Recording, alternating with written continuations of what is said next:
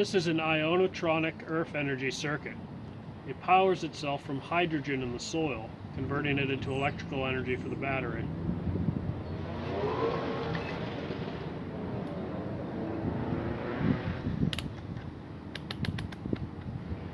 Previous measurement was amperage, now we're going to do voltage. This is the voltage of the cell.